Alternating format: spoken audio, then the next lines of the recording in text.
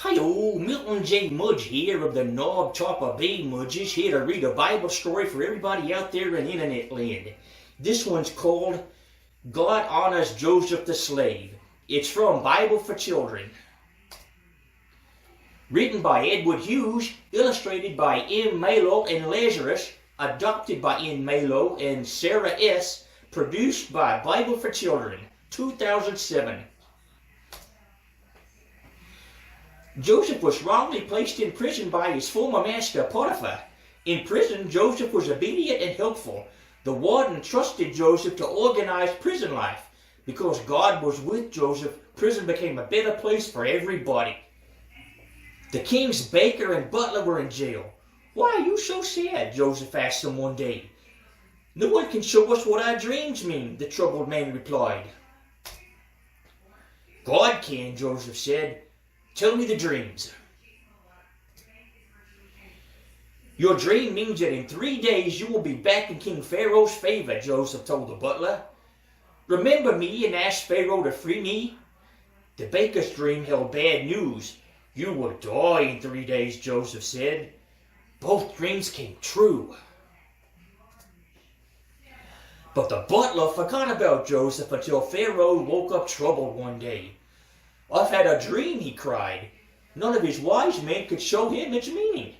Then the butler remembered Joseph in prison. He told Pharaoh about him.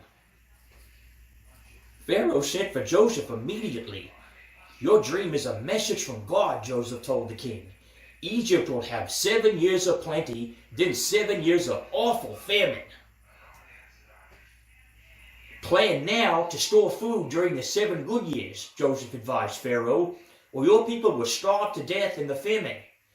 "God is with you," Pharaoh declared. "You will take charge in Egypt, second only to me."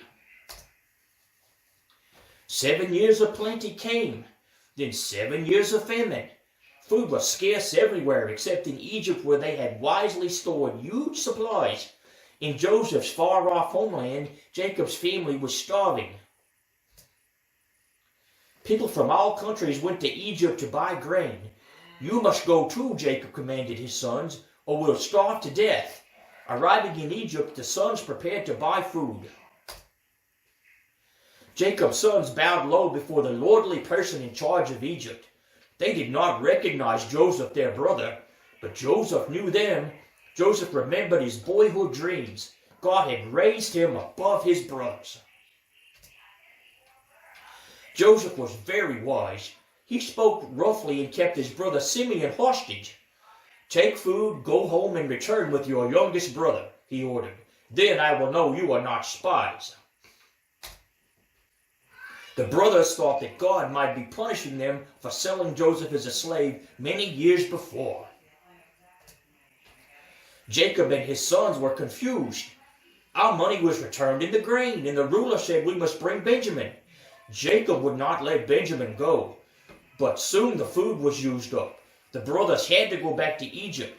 Benjamin went with them. When Joseph saw Benjamin, he ordered his servants to prepare a great feast. The brothers were invited. "Is your father alive and well?" Joseph asked. Perhaps he was thinking of how he could bring the whole family together. Joseph also wanted to know if his brothers were really sorry for their sin of many years before. After the banquet, he accused them of stealing. "To punish you, I will keep Benjamin as my slave," Joseph said. "My lord, take my life instead," begged Judah. Joseph knew that Judah, who had suggested selling Joseph, was truly changed. No longer able to hide his love for his family, Joseph sent all the Egyptians out. Then he began to weep. "I am Joseph, your brother, whom you sold into Egypt." Amazed and afraid, the brothers said nothing. Joseph encouraged his brothers. "God made me lord in Egypt so I could save your lives in this famine. Go bring my father. I will look after you." Jacob and Joseph were reunited in Egypt, and the whole family lived there in peace and plenty. God honors Joseph the slave. A story from God's Word, the Bible, is found in Genesis 39 to 45. The end. Hope you all enjoyed the story. Stay tuned for more in the life of Joseph. Yeah, we're going during one of you.